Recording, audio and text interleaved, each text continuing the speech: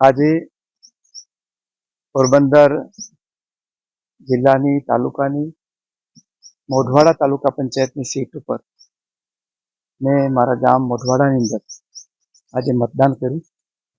મતદારોમાં ભારે ઉત્સાહ છે અને જે રીતે સમગ્ર દેશની અંદર પરિવર્તનનો અને એ પણ વૈશ્વિક પરિવર્તનોમાં ભારત અગ્રેસર રહે એ રીતે કામગીરી થઈ રહી છે.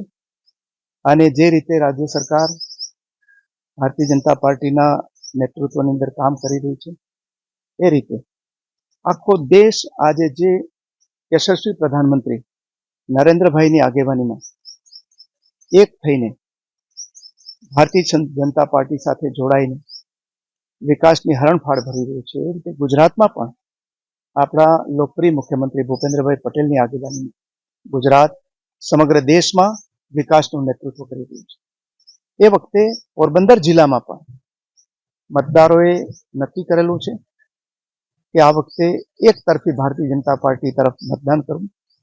અને એ સંદર્ભે આજે અહીંયા પોરબંદર જિલ્લા પંચાયતની 18 બેઠકોમાંથી 2 બેઠક બિનહરીફ થઈ છે.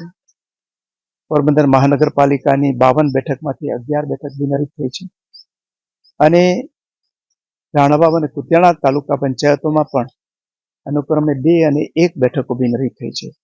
ત્યારે આજે યોજાઈ રહેલી જે બાકીની બેઠકોની ચૂંટણી છે એમાં તમામ બેઠકો પર ભારતીય જનતા પાર્ટી વિજય મેળવીને પ્રજાના સહકારથી પ્રજાની ઈચ્છાથી એક રેકોર્ડ પ્રસ્થાપિત કરશે.